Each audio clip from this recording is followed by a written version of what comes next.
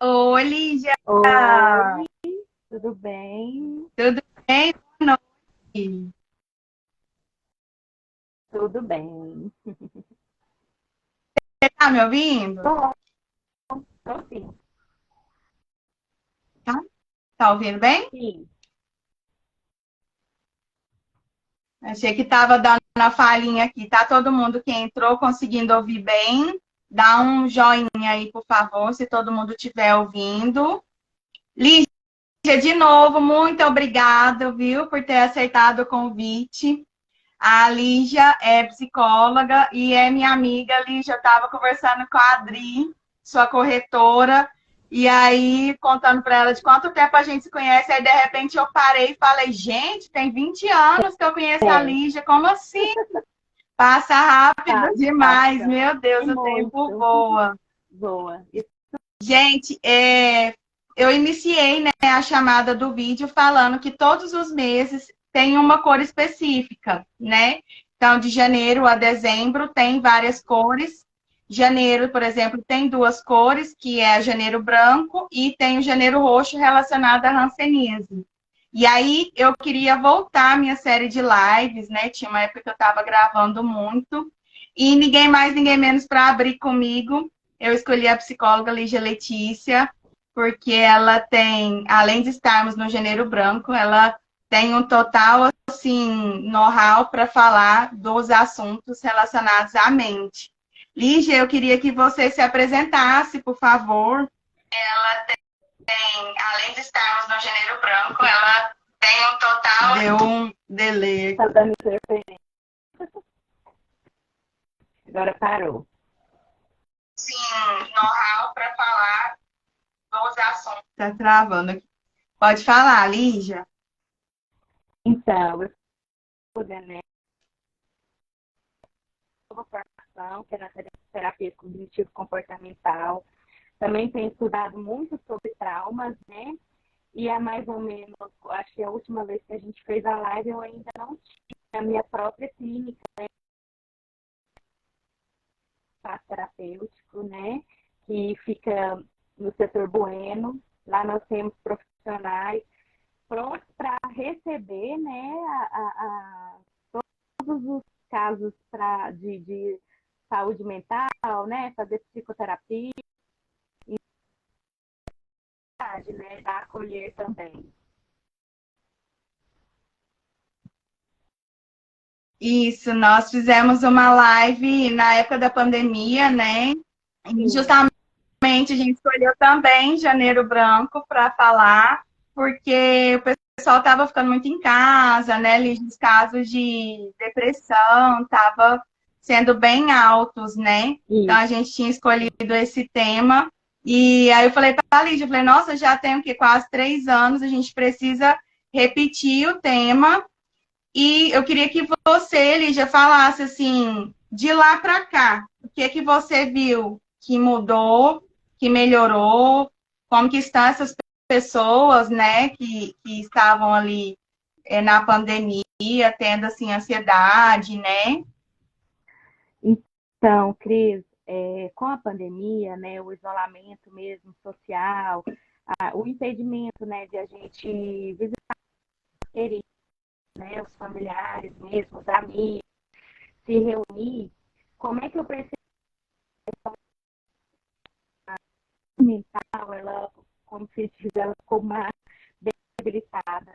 Cresceu muito a procura por atendimento, é por isso que a gente teve a intenção, né, eu com mais duas sócios, de montar a Acolher, porque essa demanda tem aumentado, a procura está muito alta por crise de ansiedade, pânico, depressão, a questão do suicídio, né, que a gente quer no Setembro Amarelo, a gente está sempre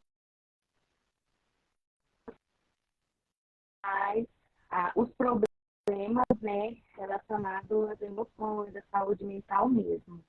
Então, eu percebo que este ano ele vai ser um ano que vai ainda aumentar mais essa procura, porque se a gente for fazer uma reflexão, quantas crianças ficaram, né, dentro de casa fazendo aulas online, com isso teve um prejuízo muito grande. Eu tenho recebido muitas crianças com ansiedade também, com depressão, que era algo que a gente quase não via. Até mesmo o idoso, né? Ele está indo muito também para o consultório, porque a gente não via um público tão, vamos dizer, geral, né? Criança, adolescente, adulto, idoso. A gente não via mais, às vezes, algumas mulheres. Hoje não tem mais uma determinação específica. É esse público que vai, todos os públicos estão procurando, né? Porque essa pandemia ela veio fazer uma alteração, né, da nossa vida, das nossas rotinas, né? E ainda vem a questão da insegurança, o medo, né? Por exemplo, quantas pessoas que tinham idosos em casa e ficaram realmente enclausurados com medo de passar o vírus e isso desenvolveu uma depressão grande, porque a maioria das pessoas estavam acostumadas, ia para o trabalho, voltava. Quantas pessoas ficaram em home office, né? Então, cresceu muito mesmo a procura por ajuda psicológica. Esse negócio que você está falando das crianças, né?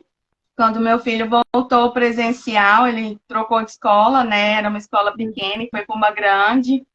E aí todas as crianças, assim, bem confusas, bem agitadas. E aí até também procurei para ele ir. E aí a psicóloga tinha falado, né, que realmente estava todo mundo muito assim, principalmente eles, né, que eles ficaram reclusos. Sim. Aí abriu ali a porteira, vamos dizer assim, então eles queriam, né, viver, fazer de tudo. E ao mesmo tempo, assim, ansiosos, com medo, né? Meu filho mesmo, ele tinha muito medo de ir na padaria. Eu falava, nossa, vai lá na padaria para mim. Não, não vou pegar Covid. E com aquela ansiedade, né? Agora tá restabelecendo. Mas ao mesmo tempo, eu sinto que deu um bloqueio. E igual os idosos, né? Eu Sim. tenho muita. Eu não sei se eu posso usar esse nome, dó, porque assim, eles ficaram muito presos, né? A família assim protegendo, claro, né? Tinha que assim cuidar deles, né? Eles eram os mais vulneráveis. E todos eles entraram assim numa fragilidade imensa, né? Perderam movimentos, perderam massa porque precisaram parar a fisioterapia ou a academia que faziam, né?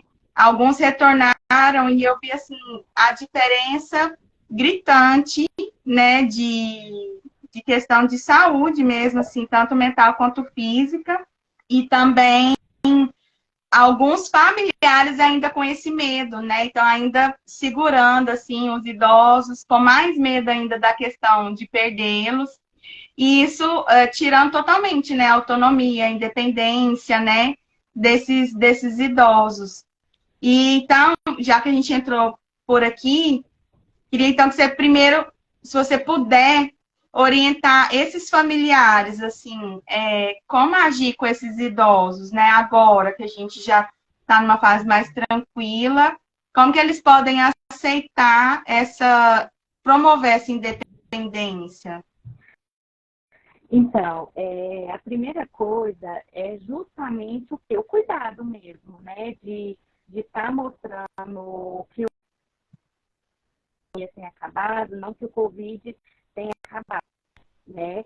Mas que ter o cuidado mesmo de sempre ter tá buscando os médicos para esse idoso estar com uma boa saúde física, né? Porque se ele tem uma saúde física boa, ele vai ter mais segurança de poder voltar às suas rotinas, né? Igual, por exemplo, você faz a fisioterapia em casa, né? Então, se esse idoso está bem de saúde, ele tem a segurança de te receber, né? Porque ele sabe que se hoje, né, já se sabe que se ele tem uma saúde melhor, a reação em relação ao Covid também vai ser melhor.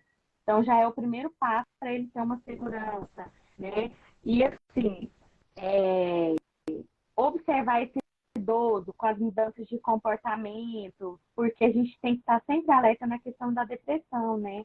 Porque como já tem um alerta em relação à Covid, que pode vir, pode acontecer, então eu estar de olho se também não tem uma depressão, às vezes, acontecendo ali, né? Então essa família tem que tentar fazer um acolhimento daquele idoso, com a necessidade e a dificuldade dele, juntamente com os medos, né? Porque eu vi, assim, quantos idosos que desenvolveram medo, né, absurdo de não, igual você falou, às vezes não quer nem receber mesmo, ou igual você comentou do seu filho, às vezes o idoso acontece isso, não quer ir na padaria, às vezes ele precisa ir ao banco, ele não vai por medo, né, de também ter uma situação. Sabe uma coisa que no período da pandemia a gente até, eu entre as psicólogas que eu conheço, a gente falava, meu Deus, depois da pandemia, quantas pessoas vão vir para a gente tratar toque, né? Esse compulsivo, né? De toda hora pegar álcool, ter que passar na mão, toda hora eu quero lavar, né? Hoje, alguns idosos mesmo que eu atendo, Criou eles um não tiram a hábito, máscara, né? criou um hábito. Então, alguns idosos não tiram a máscara. Então, assim, eu uso máscara para fazer meus atendimentos, né? Dando uma segurança para aquele idoso, para ele conseguir tomar algumas e até para não ocorrer uma situação mais, né, de uma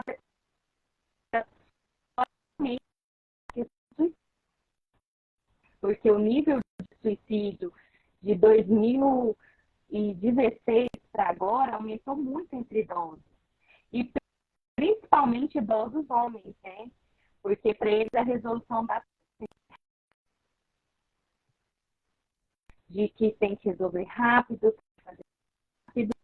Então acaba crescendo muito o número, né, do suicídio entre os homens, né? Idosos, acima mais de 80 anos, né? Tem crescido muito esse número. Você está dando uma falhinha para mim. Mas como que a gente consegue identificar? Por exemplo, a gente, quando nós fisioterapeutas, né, quando a gente vai fazer a avaliação do paciente, a gente tem várias escalas, né, para aplicar.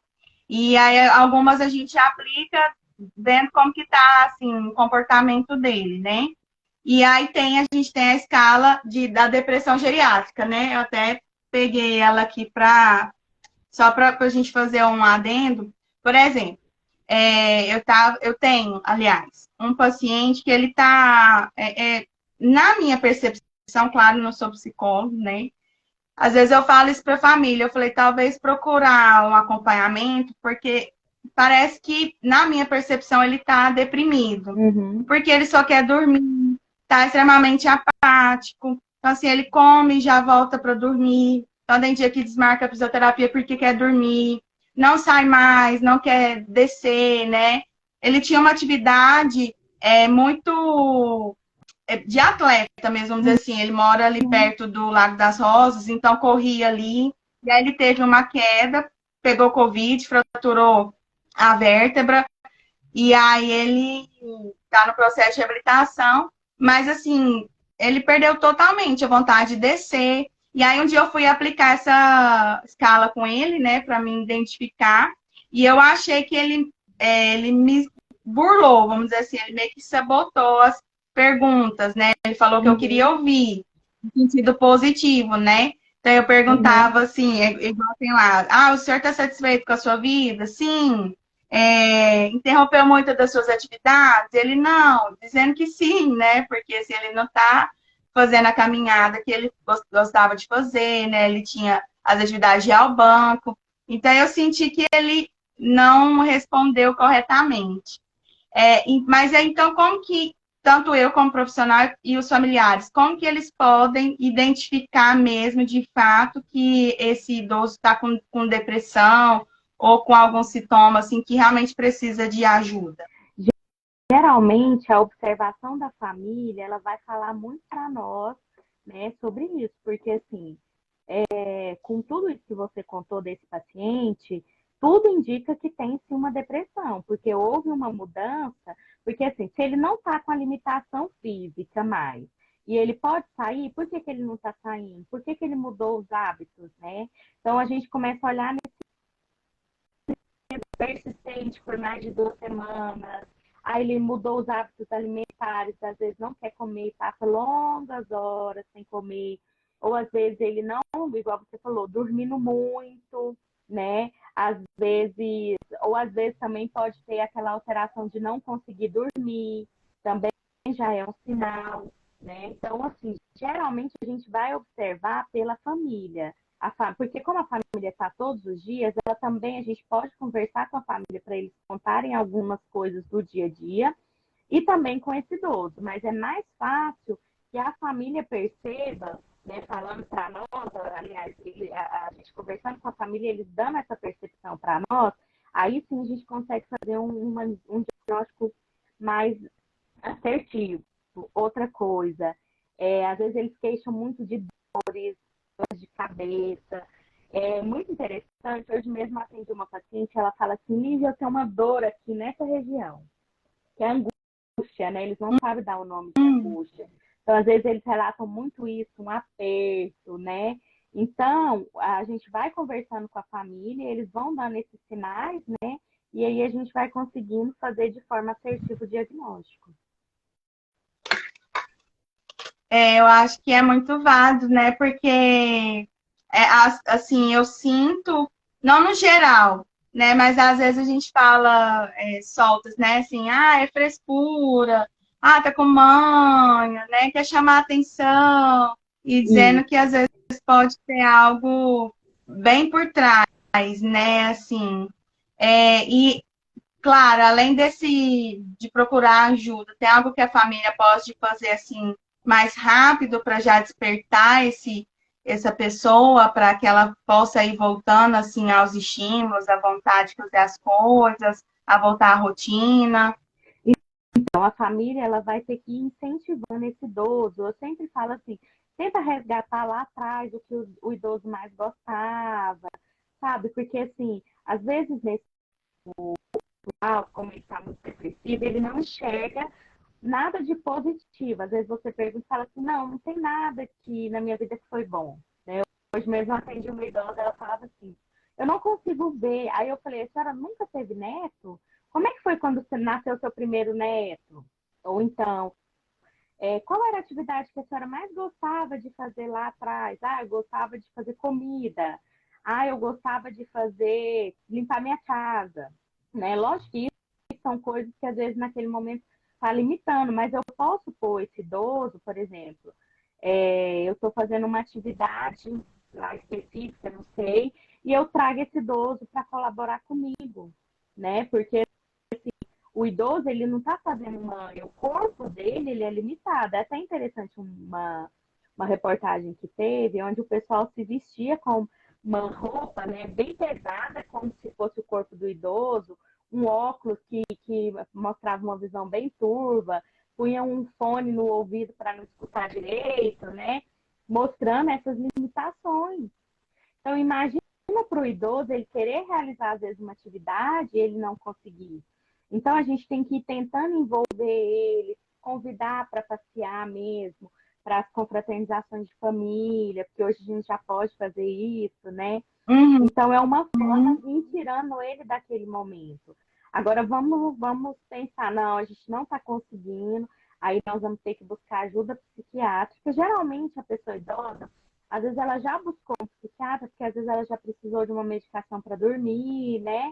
Então, às vezes, comunicar com o psiquiatra, explicar a situação e também ver, né, a busca de um psicólogo para orientar tanto a família quanto o idoso. Geralmente, dependendo da idade, a gente faz mais um auxílio para ela.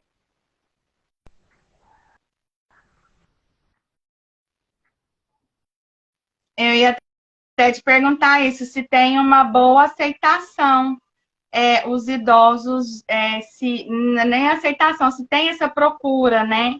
Porque às vezes eu comento com alguns, assim, que já está, por exemplo, diagnosticado que tem síndrome do pânico, e essa semana mesmo que teve aquele caso do motoqueiro, né? E aí eu estava na casa de uma paciente, ela, Cristiane, eu tenho um medo tão grande da morte, eu tenho um medo muito grande da morte. Eu falei, nossa, mas por quê, né? Assim, todo mundo vai passar por esse processo, né? É algo que, assim, infelizmente a gente não tem, mas, né, fiquei perguntando a ela, nossa, eu não sei, e eu tenho muito medo, e eu falei, aí eu brinquei com ela, né, eu brinquei, mas assim, já falando, né, que eu achava que ela deveria fazer. Eu falei, mas às vezes era legal, né, procurar psicólogo para identificar de onde que vem esse medo, né, porque pode ser um trauma. Ela, não. A psicóloga vai ficar falando na minha cabeça, eu não quero que ela fale, não. Eu falei, não, é o contrário, é você que vai falar para a psicóloga, e se ela achar que ela Uhum. tem que falar para você, ela vai falar. Eu falei, porque ela tem que identificar de onde que vem isso daí, né? Mas a maioria deles fala isso para mim, ou eu vou ficar falando lá e abrindo a minha vida, eu já não quero, né? Eu tenho que contar toda a minha vida, não quero contar coisa que eu quero esquecer. E como que é, assim, eles aceitam ou não?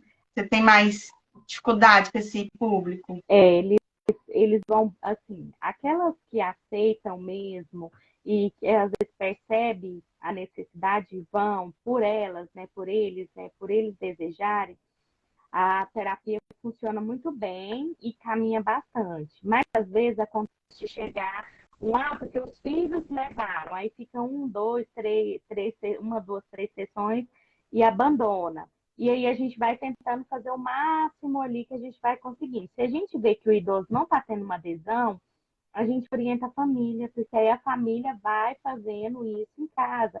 A gente vê, às vezes tem um familiar que consegue conversar melhor com esse idoso, aí a gente faz esse trabalho com esse familiar, mas assim, hoje com a questão de a gente estar vendo a expectativa de vida, né, tem aumentado, então hoje a gente tem recebido muitos pacientes com anos, 60, eu já tive paciente de quase 80 anos também. E você olha que o perfil que você vê do paciente idoso de hoje não é o de 10 anos, 20 anos atrás, né? E acontece muito assim, alguns idosos, eles não vão, né, não querem ir para terapia, e falam assim, não, já vivi tudo, vou morrer mesmo, né? Além de envolver a questão do medo da morte, realmente a gente trabalha esse medo, essa insegurança.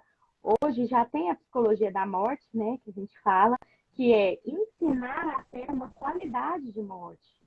Porque não é só ter qualidade de vida, claro, nós temos que ter uma qualidade de vida, mas uma qualidade desse morrer, porque o idoso, né, ele vai morrendo a cada dia.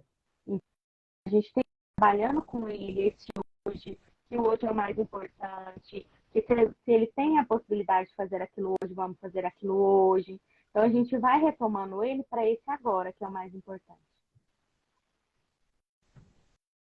É, eu achei interessante que você falou que ele que vai morrendo aos poucos, a cada dia, né?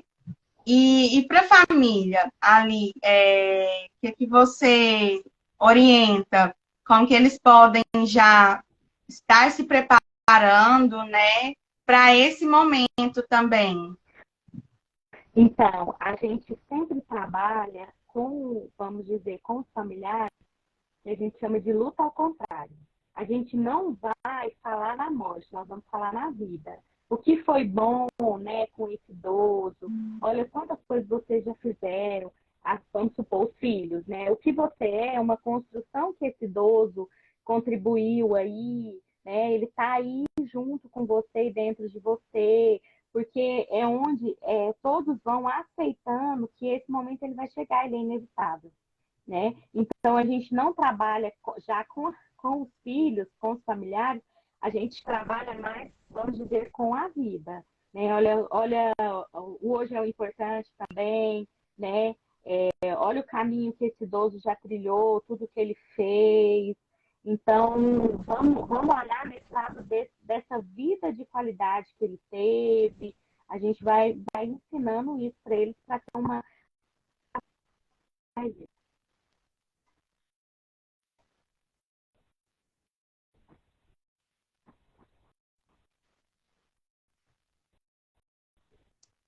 Eu acho que é importante a gente, não sei se deu uma travadinha.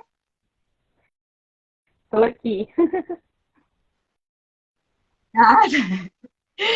Eu acho que é importante isso mesmo, né? É muito difícil, assim. Eu falo por mim, né, que já perdi tanto paciente quanto, né, parentes, né, meus avós, trazer isso à memória é o que aquece a gente, né, e que faz a gente continuar e levar esse legado para frente, né? da gente transformar essas memórias, né? Lígia, mas então a gente falou de como identificar, né, sugestões para a família, o que elas podem fazer. Mas, assim, diretamente para o idoso, né? Assim, é pouco falado, mas tem muito, né? Você comentou do suicídio de idosos. O que talvez, é claro que é muito difícil, né, falar, mas, assim, o que talvez é o que dá esses gatilhos, assim, não sei se a gente pode usar dessa forma, mas para que a gente evite, vamos pensando assim no alerta, assim, o que a família identifica que ela, opa, peraí, né, que tá muito próximo, ou até mesmo assim, esse idoso às vezes não tem, né, família, mas alguém próximo, assim, o que consegue identificar ali para solucionar e se tem como essa pessoa agir por esse idoso, né, sei lá, acionar o psicólogo ou o psiquiatra. Quando você fala quando pode ter uma tentativa de suicídio ou o risco de ocorrer o suicídio? Eu falo assim, como que a família identifica para que evite, né? Às Ah, vezes a tá. gente está, às vezes acontece tão rápido e aí a família, nossa, mas ele era feliz ou, Uhum. né? Ontem estava rindo ali sentado com a gente, mas às vezes, né? Na jornada ele demonstrou. Tem como a família identificar isso? Sim, o que acontece? É uma coisa tão interessante, porque todas as pessoas elas acham que não pode tocar no assunto ou no nome suicídio. E pelo contrário, nós temos que falar sobre isso, né? Então, assim, quais são os momentos? Primeira coisa, identificar uma depressão, né? Igual a gente já falou. Segundo passo, eles dão alguns sinais, por exemplo, de falar assim, é, para mim já acabou tudo mesmo, já cumpri minha missão. Ou então, eles começam até mesmo, vamos dizer, descuidar da higiene pessoal, eles começam a doar os pertences, né? Fazer aquelas conversas de despedida, tipo, ah, é o último dia que você vai me ver, né? Parar as atividades que já é o início da depressão, né? Então, os familiares, eles têm que ir ficar, porque às vezes tem muito aquela história assim, quem fala não faz, mas quem fala faz, Uhum. né? Então, o que que eu vou falar sobre aquilo abertamente com aquele idoso, né? E eu vou ficar sempre atento aos comportamentos, a essas falas, justamente para criar uma prevenção. E assim, sempre estar de olho naquele idoso, sempre estar observando o que ele está fazendo, né? Observar as medicações. E assim, né, observar também o momento de vida. Às vezes acabou de perder o companheiro ou a companheira, ou às vezes perdeu um filho, né? Ah, não, já perdi meu filho, o que, que eu estou fazendo aqui, né? Ou às vezes, igual hoje, Uhum. essa idosa que eu atendo, ela perdeu muitos familiares, ela agora só tem 2 irmãos, tem 5 meses que o irmão dela faleceu.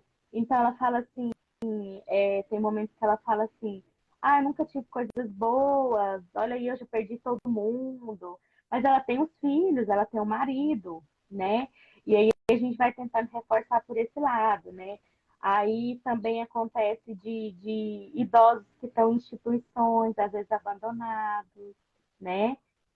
Que a gente não pode deixar eles lá. Você tocar nesse ponto, eu achei interessante. Normalmente, instituições têm esse acompanhamento, porque aí é mais difícil, talvez, identificar ou não esses sinais. Nas instituições tem. Geralmente eles têm o psicólogo, né, assistente social, tem toda uma equipe multidisciplinar que vai acompanhando justamente assim para identificar. E uma coisa interessante que eles fazem é fazer muitas atividades em grupo. Então, assim, pelo contrário, que muitas pessoas acham, às vezes eu pegar o meu idoso, falar, nossa, mas você vai descartar seu idoso, tipo, ele cuidou de você e agora você, né? não vai cuidar dele, mas tem locais que é muito bem cuidado, que é muito organizado. Eu tenho duas colegas que elas, a mãe, né, as avós, uma era mãe, a outra era avó, que elas estavam até na mesma instituição, e elas eram muito bem cuidadas, sabe? E, assim, às vezes estaria muito melhor do que em casa, né? Alguns idosos são.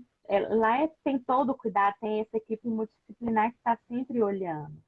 Porque cuidar não é fácil, né? E nem todas as pessoas têm uma disposição para isso, né?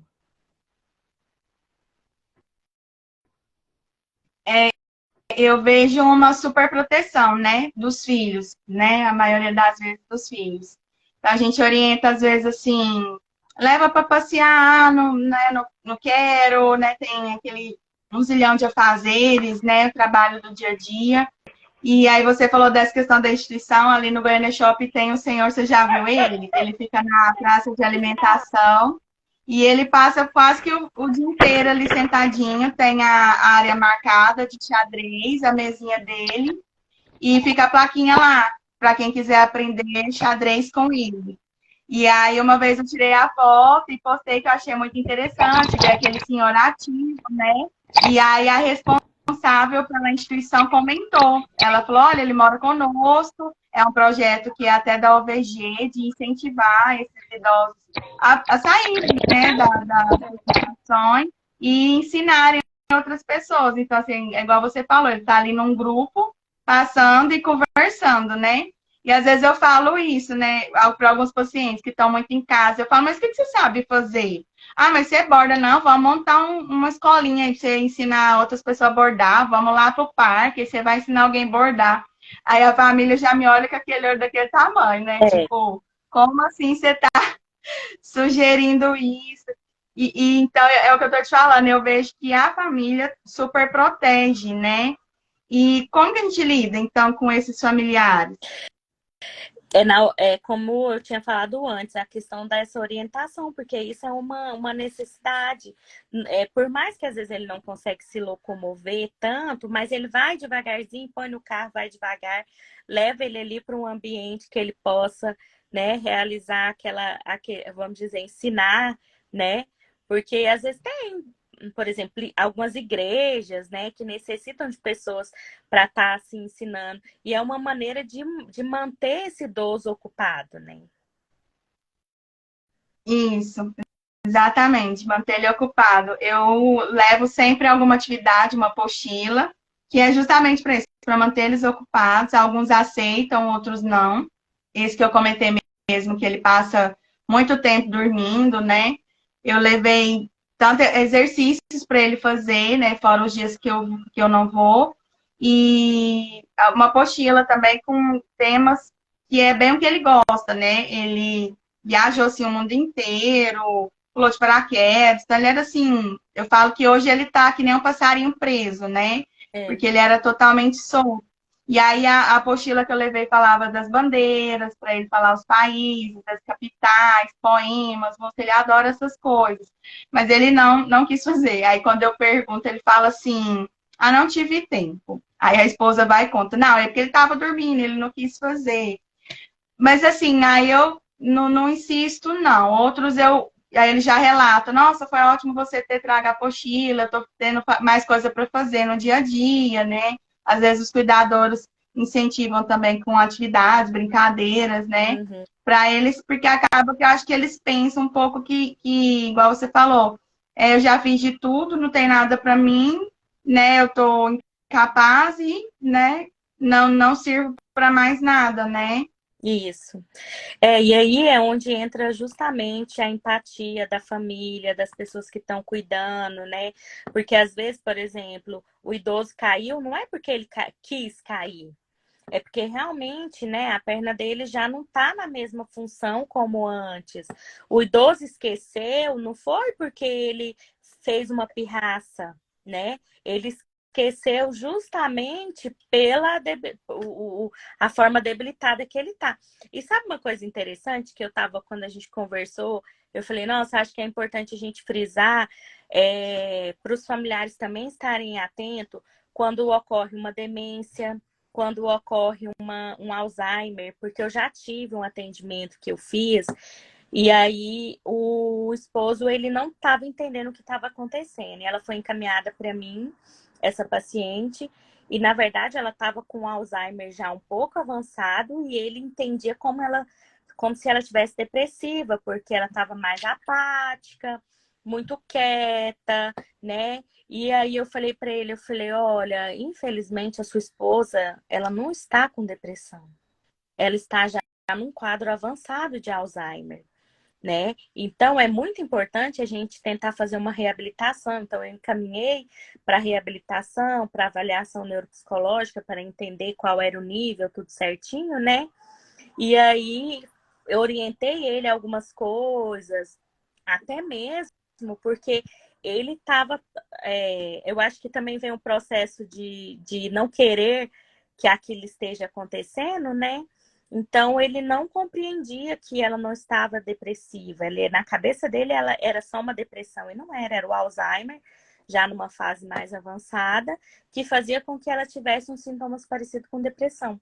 Então, às vezes é importante a gente estar sempre alerta, levar no geriatra, levar no psiquiatra, para que eles estejam atentos a isso, se é uma demência, se é um Alzheimer, né? O que é que realmente está acontecendo? Se é uma depressão ou se é um pânico, uma ansiedade, porque fica muito. Esse ponto foi muito bom você falar. Eu pus até um post hoje falando sobre o paciente que tem Alzheimer quando ele começa a pedir para ir embora de casa, né? E aí eu coloquei o alerta ali para cuidadores e familiares, porque eles são extremamente sugados por esses pacientes que têm Alzheimer, né? A gente sabe que é muito difícil cuidar desses pacientes. E são pessoas que precisariam muito, muito de um acompanhamento, né, Lígia? Até para não desenvolver também, porque eu vejo muito isso, a família, algumas super negligencia quando tem o diagnóstico, fica batendo naquela tecla, né? Ah, é pirraça, é preguiça, eu escuto muito isso. Ah, é preguiça. Não quer fazer porque tem preguiça. Mas também, assim, não chama, né? Tipo, vamos sair desse sofá, vamos ali na cozinha comigo. Quebrar alguns tabus, não sei se é esse o nome. Mas, por exemplo, eu tenho uma paciente que ela é de uma classe bem alta, então é daquela que sempre tinha pessoas servindo, né? Então, secretárias, empregadas, sempre ali. Então, ela nunca foi daquela, tipo, a mão na massa, vamos dizer assim. E aí eu coloquei como sugestão para a família, olha, leva ela na cozinha para estimular os movimentos, né? As atividades de vida diária. Põe ela para lavar uma fruta, guardar a fruta. Foi assim, quase que um escândalo, porque aí os filhos, não, pelo amor de Deus, minha mãe nunca fez isso na vida dela, nós não vamos fazer isso. E aí tá, né, mas e aí, como que a gente vai evoluir, né? Como que a gente vai fazer essa pessoa melhorar? Como a gente vai fazer ela ganhar, né?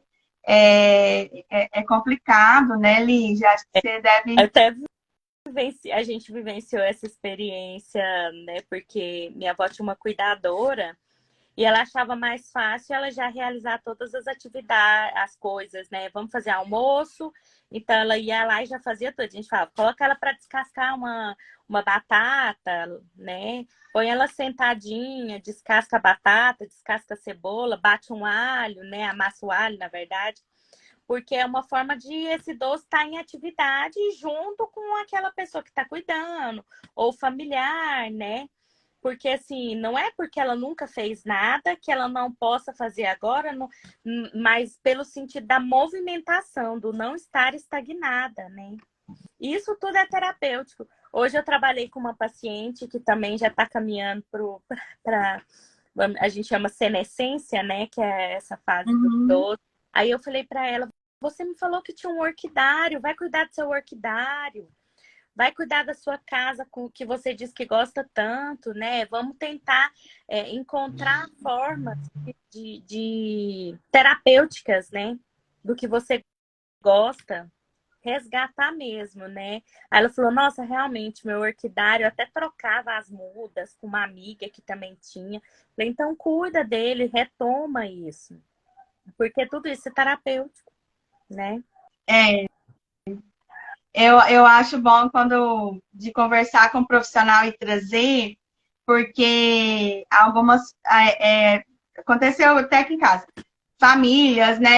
Eles têm o hábito, assim, de ouvir muito o médico. Então, o médico falou, agora parou. Posso estar falando a mesma coisa, mas o médico falou igualzinho. Uhum. Então, a mesma coisa aqui, porque às vezes eu falo para o paciente, ah, não, mas você não é psicóloga, né? Então, assim, trazendo você com a sua autoridade, é muito mais fácil deles entenderem todos esses processos que a gente falou, de identificar, de como resolver, da importância desse idoso trabalhar, né? Uhum. Dos familiares também buscar, dos familiares também entender o lado do cuidador, né? Principalmente nesse caso do paciente com Alzheimer, que é muito estressante, muito... não só o Alzheimer, né? Cuidar de uma pessoa que requer atenção, né? Que está frágil, precisa trocar fralda, né? Banho, alimentação, tudo isso, né? No geral, é muito desgastante, né? Eu faço atendimento de uma paciente que ela cuida da mãe com demência. E assim, nem sempre as pessoas conseguem compreender também o lado daquela pessoa que está cuidando, né? Porque é um trabalho 24 horas, né? Ela fala assim, Lígia, eu acordo, aí eu já tenho que ir lá no quarto, que eu tenho que trocar a cama, porque ela tira a fralda à noite, aí faz xixi, então eu acordo, aí eu já dou banho nela. E aí depois, na hora do almoço, eu já tenho que dar outro banho, aí ele já tem a resistência de não querer tomar banho, né? Então, assim, não é fácil, né?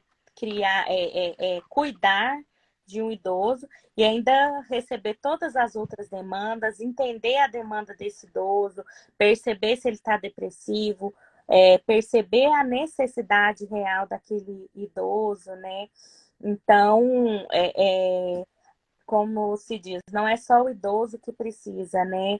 O cuidador, né, a cuidadora, o familiar, ele também precisa de estar atento a essa questão de saúde mental, porque ele também adoece. É até interessante que no Janeiro Branco ele fala, né, que é preciso cuidar da mente para cuidar da vida, né? Então, se eu estou cuidando desse meu emocional, eu estou cuidando da vida. E é onde entra o que? Onde a gente começou falando, né? A criança, o adolescente, o adulto e o idoso. Então, envolve todo mundo. Às vezes, uma casa, ela está adoecida porque ela está cuidando ali de um idoso muito adoecido. E aí, eu preciso olhar para todos. Eu gostei do que você falou, da definição do Janeiro Branco, e eu acho que é isso, né? Quem cuida fica com a culpa de, às vezes, eu não posso sair de perto do meu pai e da minha mãe, não posso ter o meu lazer, porque, nossa, que isso, né? Meu pai, minha mãe tá ali acamado e eu vou sair. Uhum. Ou não só essa culpa, o julgamento, às vezes, de outra pessoa que nem tá vivendo aquilo ali e fala isso, né? Olha lá, né? Saiu todo mundo tem que quebrar isso tudo, né, Lígia? Assim, E, é, e tem uma outra coisa que eu ouço muito de alguns pacientes que cuidam, né, do familiar. Eles falam assim, nossa, eu não posso sair, porque e se ele morrer e eu não estiver lá? Aí eu falo assim, tá, e se ele morrer e você estiver lá? Você vai fazer o quê? E se você não estiver, você vai fazer o quê? Então, é a mesma coisa, né? Mas eles têm muito isso mesmo, né? De que eu não posso me divertir, eu não posso continuar vivendo, eu não posso ser feliz, porque eu tenho uma pessoa que está acamada. E não, a vida ela tem que dar, vamos dizer, são paralelos, né? Eu tenho que dar essa continuidade. Até porque se eu estiver bem, eu cuido melhor daquela pessoa. é, eu acho que essa é a parte principal, né? A gente tem que estar bem para cuidar do outro e que as pessoas entendam isso, né? E que procurem ajuda quando estiverem sobrecarregadas, seja no sentido do tratamento com um psicólogo, né? Ou de pedir ajuda para um outro familiar, ou se não tiver um outro familiar, contratar um cuidador cuidador, né? Buscar um outro recurso para desafogar isso, né? Isso Uma coisa mesmo. que eu queria também que você, se puder orientar, é que eu também vejo é assim, o isolar o paciente, por exemplo, que tem Alzheimer também, porque às vezes ele não lembra, ele não consegue socializar, né? As pessoas ficam com vergonha de chegar naquela pessoa e ela não vai lembrar, ou de tocar num assunto que a pessoa também não vai lembrar. E isso vai fazendo com que esse idoso fique cada vez mais em casa, mais afastado da sociedade, né? Como que as famílias podem continuar agindo no sentido de continuar inserindo esse idoso na sociedade? E até mesmo, eu vejo alguns casos que familiares estão pagando o cuidador, mas não querem mais estar indo, né? E falam até isso, olha, mas eu não vou porque ele não lembra de mim, não tem assunto, fica chato, né? Fica aquele silêncio. Como fazer? Eu vou te falar igual uma historinha que eu ouvi, que é assim, o idoso com Alzheimer, ele não lembra, né?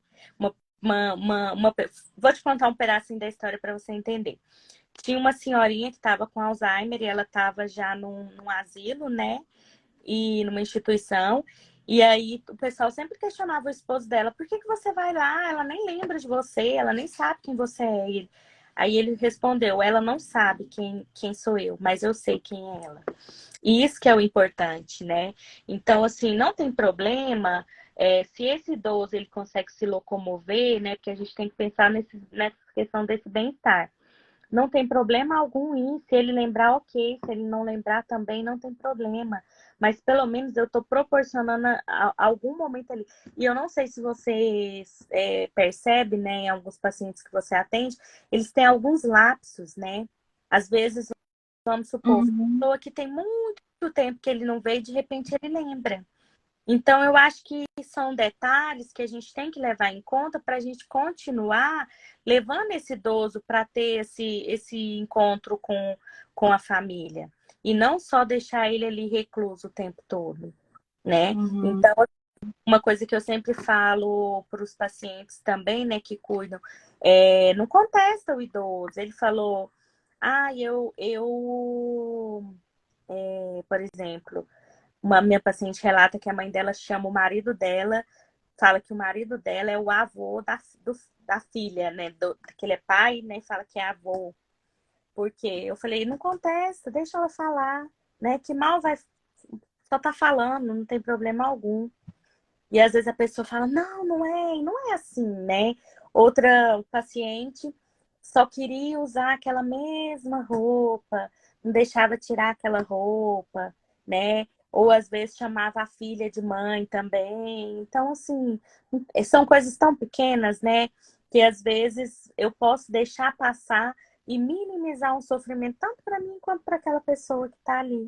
Mesmo que ela não esteja lembrando, que ela esteja no momento lá atrás mesmo, né? Numa fase do Alzheimer que fica regredido. Então, assim, não tem problema algum. Então, assim, é importante, leva. Enquanto a pessoa estiver conseguindo ir, eu acho que é importante até para movimentar, né? Que você é fisioterapeuta, sabe melhor do que eu, né? Isso aí ajuda muito. E fazer o que gosta, mais ainda, né? Então, assim, É, é levar mesmo. é igual a gente abriu falando sobre isso, né? O Covid deixou muitos traumas, muitas marcas, né? Muitas famílias perderam muitas pessoas. As que não perderam, né? Super protege esses idosos. Alguns que eu tenho, eles são bem abertos, então qualquer proposta que a gente faz, eles topam. Outros não, né? A família fica ainda, né? Não, não vai levar. Eu vejo muito, ainda bem que está melhorando essa questão de acessibilidade, né? Tem muitos shoppings que tem a cadeira de roda lá disponível, É. tem a motinha elétrica, né? Eu tenho uma paciente que eu falo, outro dia ela comentou comigo que ela tem muitos anos que ela não vai no shopping porque ela tem uma artrose e ela usa bengala, então é difícil a locomoção.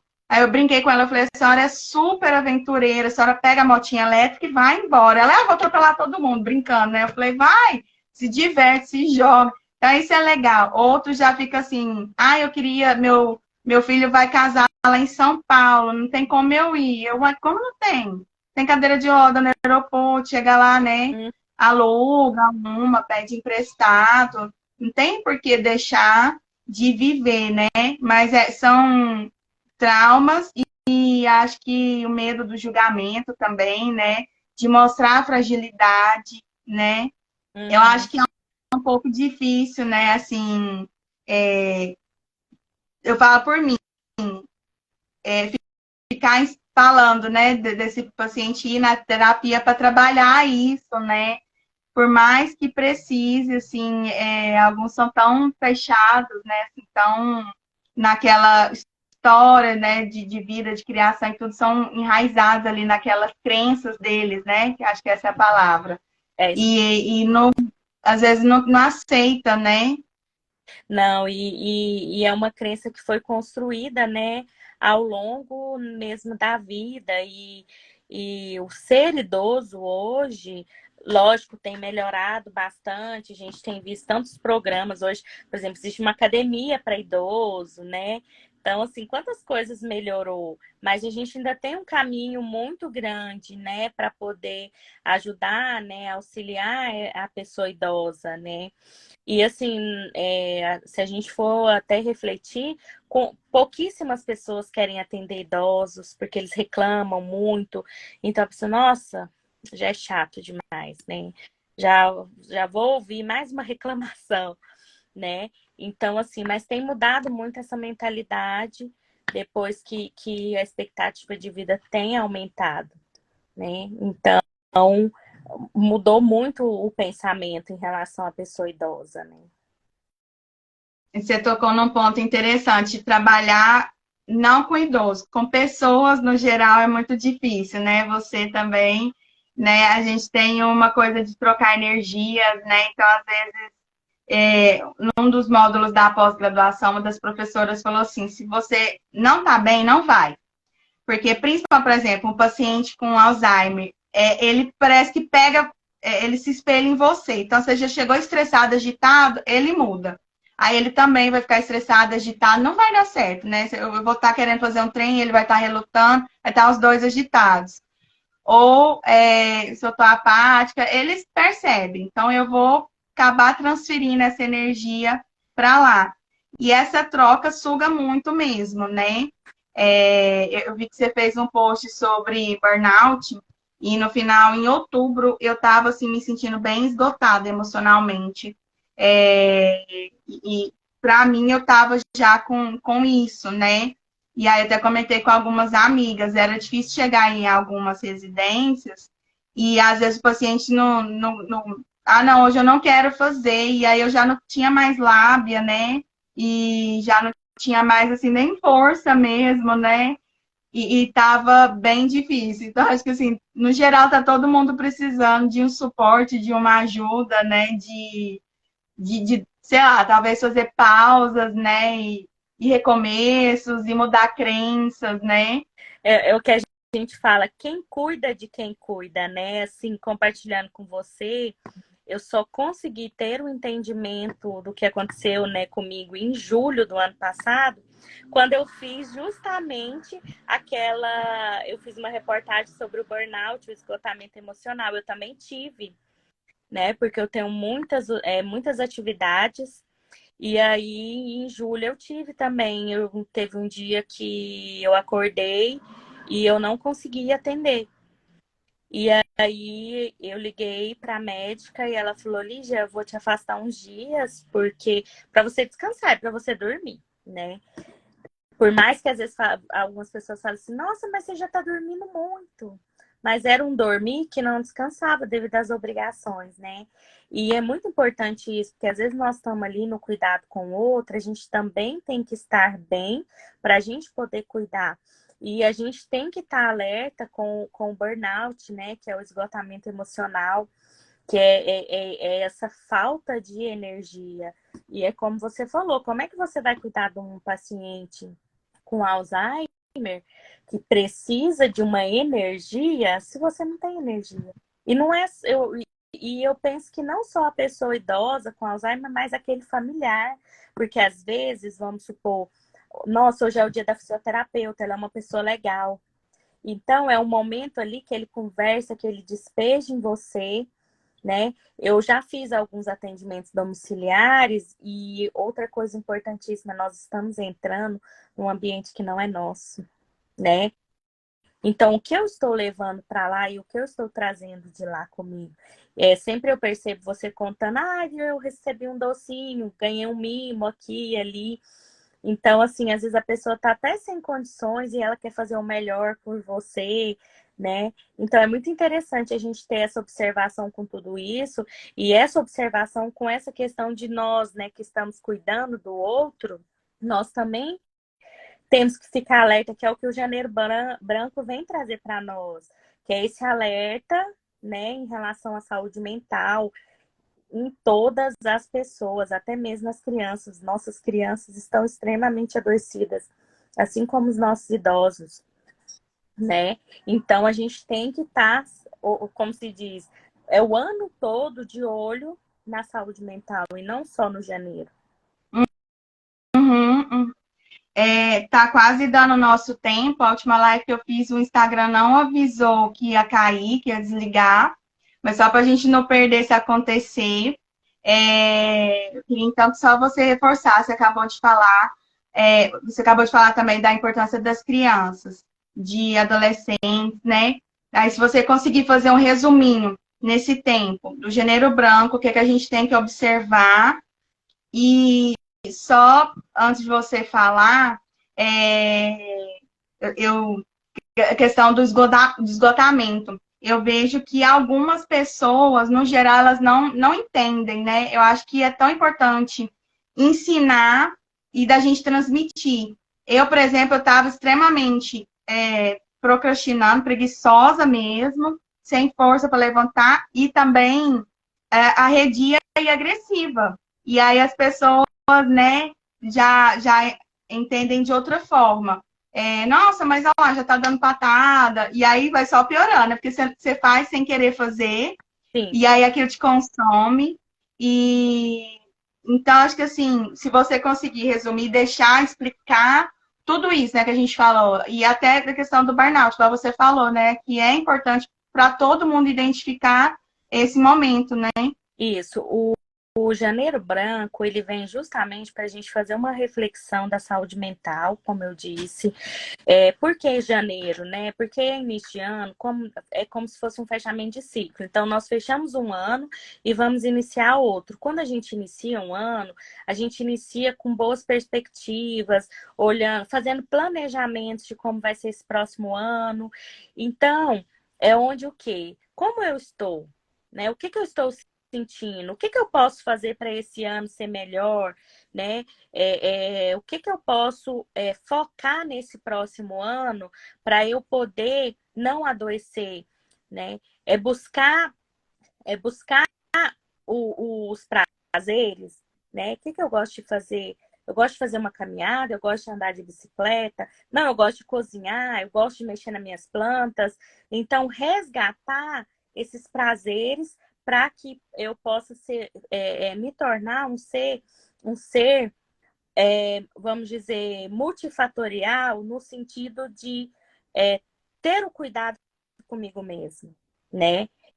Eu olhar a minha necessidade, olhar as minhas também dificuldades e tentar transpor essa dificuldade, né? E sempre observando essa tristeza. Tem quanto tempo que eu estou triste? Não, tem mais de 2 semanas? Tem quanto tempo que eu não estou conseguindo, por exemplo? Eu vou te dar um exemplo meu. Eu tive estafa e sabe a coisa que eu mais amava? Supermercado. Eu adorava, eu falo que era passear, né, no supermercado. E chegou um ponto que eu não conseguia. Aquilo para mim ali já não gerava prazer, né? Teve um dia que eu cheguei no supermercado, aí eu parei assim, o carrinho cheio de compra. Eu falei, gente, eu vou deixar esse negócio que eu vou embora, né? Então você começar a observar esses acontecimentos que destoa daquele seu costume, né? E aí falar, conversar, não deixar de falar. Eu preciso buscar o psicólogo? Sim, claro. Mas no primeiro momento, se não conseguir, fala com alguém, né? Às vezes aquela pessoa pode te ajudar, igual uma paciente falou para mim. uma prima dela chegou para ela e falou: não dá mais para você ficar sem psicoterapia, vamos buscar um psicólogo, eu vou te ajudar. E ela foi, né? Então, assim, eu preciso falar, né? Porque se eu falo, já é uma forma de eu colocar para fora aquilo ali, né? Então, eu tenho que estar alerta com o que eu estou sentindo, com o que eu estou percebendo, como está meu comportamento, a questão dos hábitos de sono, a questão dos hábitos alimentares, tudo que destoa do seu costume, eu tenho que estar alerta. Uhum. Eu acho que é isso mesmo, né? Igual a gente falou da questão do paciente que dorme demais, ou outros que têm insônia, ou param de comer, ou comem demais, né? É o que você está falando, né? Vai fugir daquela realidade, né? Isso. E eu acho interessante ser janeiro branco também, porque ao mesmo tempo que muda o ciclo, vem uma avalanche, né, em janeiro, né? Porque todas as contas chegam, né? Quem tem criança na escola, né? Material, aí a IPTU, aí tem os IPVAs, e aí isso também dá aquela sugada na gente emocionalmente, né? Mas Tem como passar por isso, assim, mais tranquilo? então, o que que é o mais importante? A gente pensar que a gente tem a oportunidade de estar sempre recomeçando. Porque, né, de você olhar e falar assim, poxa, mas eu tenho um trabalho. Por mais que eu tenha uma conta que está chegando, eu tenho meu trabalho que vai me dar a possibilidade de eu pagar isso, né, de eu ter o retorno, né, do meu esforço. Então, é sempre porque assim, às vezes a gente, onde estava falando da reclamação também do idoso, né? Às vezes eu entro num estado de reclamação tão grande e algumas coisas, igual você falou de energias, né? Como nós somos energia o tempo todo, então essas reclamações elas vão ecoar o tempo todo e as coisas só vão se agravando e piorando. Então, como se diz, né? Agradeça, receba e segue, né? É, acho que todo mundo precisa trabalhar muito essas questões de crenças, né? Que você falou de que as reclamações ficam ecoando. Eu te escutei isso esses dias e eu falei, gente, é mesmo, né? Porque eu escutei a pessoa falando, você nunca vai mudar se você fica o tempo inteiro soltando para o universo aquilo que você está vivendo. Ele só vai entender aquilo que você está vivendo. Alguns idosos realmente, né? Eles vivem nesse ciclo, assim.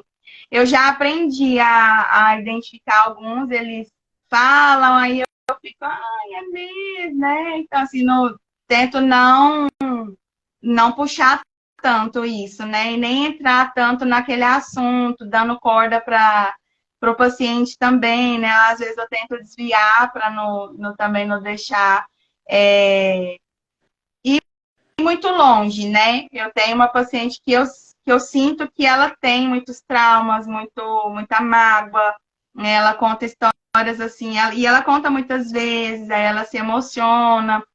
Aí, no caso dela, eu já deixo ela falar um pouquinho mais, embora eu não sei, né, até onde eu comentei com a filha dela, eu falei, olha, acho que sua mãe precisava realmente de ajuda, que ela tem que tratar isso de uma forma de curar. Então, assim, coisas que lá no casamento dela, né, de que ela viveu com a sogra, de tudo que ela foi passando. Então, assim, ela traz muito, né? Ela fala, essa filha minha parece com a minha sogra, então, assim, ela tem um jeito, assim, né, de às vezes rejeitar ou excluir. E aí eu falei para a filha dela. Aí eu mesmo também já falei. Falei, nossa, mas será que com 85 anos consegue mudar, né, essas crenças, essa mentalidade? O que você acha? A gente vai apresentando outras formas, sabe? Eu gosto sempre de trabalhar o que está por trás ali, por exemplo. Eu atendi um idoso, ele estava até internado, e aí a família pediu para eu fazer esse atendimento. E aí ele foi falando, né, da história familiar, da questão do pai, né? E aí eu sempre falo no sentido assim, você já parou para observar a limitação desse pai, né? Quem eram seus avós? O que eles faziam, né? Será que o seu pai não aprendeu a ser daquela maneira e a agir daquela maneira? Então, quando eu começo a enxergar o que vem, o que está por trás, o porquê que aquela pessoa se tornou daquela maneira, é onde é mais fácil de eu ressignificar a minha história com aquela pessoa. Essa é a palavra, né? Ressignificar, né? Isso. Eu acho que eu vou passar a falar isso com meus pacientes, né? Quando eles falarem para mim, mas eu vou ficar falando, ou a psicóloga vai ficar falando, eu vou falar, não, você vai aprender a ressignificar essa história, né? E o falar, ele é terapêutico, porque eu falo, ao mesmo tempo eu estou escutando, e aí eu estou reelaborando aquilo que eu estou falando. E muitas vezes, numa sessão, eu falo assim para o paciente, você escutou o que você falou? Olha o que você falou, escuta o que você falou para mim agora, né? Então, ele vai se ouvir, e aí, porque assim, esse é o diferencial do psicólogo com o amigo. Porque o amigo, você vai falar, ele também vai falar e vai ficar por isso mesmo. Nós não. O paciente, ele vai trazer as dores dele e essa fala ela vai ser terapêutica, porque nós vamos levar o paciente a ouvir ele mesmo, entender o que ele está falando e ressignificar isso. Muito importante, muito importante. Lígia, eu queria que você convidasse, então, todo mundo a conhecer o trabalho de um psicólogo, né? Que é justamente isso que você falou sobre ressignificar. Você falasse de onde você está atendendo, né? Se você atende plano ou não, pode ficar à vontade para fazer esse convite. Então, eu atendo sim alguns planos, né? Hoje na Acolher a gente fez alguns convênios, não muitos, porque, como se diz, eu falo que a gente ainda é um bebezinho, logo nós vamos virar uma criança para a gente ficar adulto, né? Mas a Acolher, que, né, como eu disse, ela fica bem próxima ali do Moreirinha, né? Próximo a T2, no setor Bueno. Lá nós temos 5 profissionais, né? Tem as profissionais que atendem criança. Hoje eu tenho me especializado bastante em adolescentes, apesar de estar falando de idoso, né? Porque eu já atendi idoso, né? Eu tenho 15 anos que eu sou formada, então eu já atendi muito idoso, toda a faixa etária, mas hoje eu estou focando bastante também nos adolescentes. E lá nós temos profissionais capacitados, as meninas têm muitos anos de formada, assim como eu. Então, a gente tem muita experiência já no atendimento, né, nesse acolhimento do paciente, na empatia, né? Nós temos a nossa página também, né, que é Acolher Espaço Terapêutico, tem a minha página aí também, psicóloga Lígia Letícia, onde a gente está, na minha página eu estou sempre tentando postar algumas coisas interessantes, lá na página da Acolher também a gente está sempre postando, né, alguns alertas pro público em geral, tá? Entendendo um pouco mais sobre saúde mental e realmente buscar a gente fala psicoterapia porque psicoterapia é feito com o psicólogo, né? Então, por isso que a gente fala, né, a psicoterapia, apesar de eu estar fazendo uma formação para ser terapeuta também, né?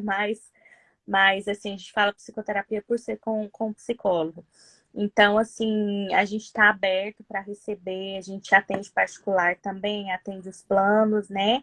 E aí é só entrar no meu link da minha página e do Instagram, tem o meu telefone, né? Para quem quiser entrar em contato e saber questão de valores, querer saber os planos que a gente atende. A gente tem uma novidade, né? Que a gente está atendendo em Páscoa, começou agora recente, né? Porque o pessoal tem falado da dificuldade que é para às vezes conseguir, né? Hoje a gente está fazendo já esse atendimento pelo IPASCO também, né? Muito Então, bem. estamos lá disponível para quem quer ser ajudado. Isso é Da importante. sua equipe tem alguém que atende domiciliar, que às vezes essa questão do deslocamento? Na minha equipe não tem, mas sempre quando a gente tem algum paciente, né, com necessidade, igual eu disse que eu fui no hospital atender, aí eu vejo com qual delas que tem essa disponibilidade de ir naquele dia e a gente vai. Então, eu acho que é super importante, acho que a mensagem, né, a gente conseguiu deixar. É um assunto que, né, a gente vai puxando outro e vai puxando outro, né, vai desenrolando o fio do barbante ali. Mas eu queria deixar, assim, para vocês que conversem mesmo com o psicólogo sem medo, né? Tem, a gente falando de crenças, ainda tem, né, crenças de ser doida. Ai, não sou doida, não preciso disso, né? Então, assim, não é para doido, né? É para todo mundo que quer curar feridas. E às vezes a gente nem sabe que tem essas feridas para ser curadas, mas para ter esse apoio, esse suporte e alguém para conversar, né, Liz? Você falou da diferença do amigo, do profissional, que vai trabalhar isso, né? Todo mundo, o alerta maior é que é esse, acho que todo mundo precisa mesmo desse acompanhamento, né? E é sigiloso, né? O que fala no nosso consultório fica ali, né? Nós temos um embasamento todo, né? De ética e tudo. Então, né? Muitos pacientes falam assim: o que eu falar aqui vai sair daqui? Não, não sai, né? O que a gente vivencia ali fica ali, né? E a gente tá ali pronto realmente para acolher todas as dores, né? Dos nossos pacientes. Lígia, muito, muito, muito obrigada Eu que mesmo. agradeço. Queria dizer assim, meus pacientes que precisarem do serviço da Lígia, eu super confio. Acho que deu para todo mundo entender da importância, né, de buscar um terapeuta, de pôr para fora, né? Eu tenho muitos pacientes que eu tenho uma em específico que a gente mais conversa do que faz. E aí tem hora que eu fico assim, eu falo, não estou fazendo nada, né, como fisioterapeuta. Mas eu sei que para ela, e ela até fala, eu conto para minha filha que a gente conversa, ela, mãe, você e a Cristiane já é outro caso. Que a nossa sessão vai nisso, e aí eu não sei resolver, né? É. Mas eu acho que assim, todos podem continuar conversando comigo, eu vou ouvir todos vocês, mas a Lígia vai saber direcioná-los, curar essas feridas, né? Igual a fibromialgia, a gente sabe também que tem, né, são feridas da alma, né? Alguns cânceres também vêm também, né, de feridas da alma. Então, tudo a gente precisa desse acompanhamento e dessa cura que vem do falar, como a Lígia falou. Isso mesmo. Não deixe de buscar, né, ajuda psicológica, que faz uma diferença muito grande. Auxilia a medicação, né, vai de encontro para a medicação fazer o efeito 100% dela, né, e só trazer bem-estar. Exatamente. Dormir melhor, né, parar de tomar alguns remédios, porque aí ao mesmo tempo que você cura essas questões que a gente falou, que a psicóloga vai trabalhar, consequentemente, vai conseguindo tirar outros remédios, Sim. né? E aí a sua vida vai melhorar muito mais, né? Bom. Mas vai ter, eu acredito que o psicólogo também consegue indicar o caminho, até nesse momento de indisposição, de falta de vontade, de voltar, né, a fazer, às vezes, até mesmo assim, a fisioterapia, aquele paciente está desmotivado, a caminhar, enfim, qualquer outra atividade, né, Lígia? Isso mesmo. A gente ensina algumas técnicas, né? Algumas técnicas de relaxamento, respiração, que ajuda, né, a melhorar algumas coisas, né, no paciente, exposição, melhorar a questão de ansiedade, né, tudo isso. Então, de novo, muito, muito, muito obrigada. Nós vamos encerrar a nossa live. Passou, acho que uns 15 minutos do tempinho. Graças a Deus, o Instagram não caiu. Deu para a gente falar tudo. Vou deixar a live salva e aí você compartilha também. Tá bom. Obrigada a todo mundo que assistiu, quem ficou. Também vou repassar para todos os pacientes para vocês conhecerem mais sobre esse assunto. Beijo, Lígia. Com Deus. Tchau.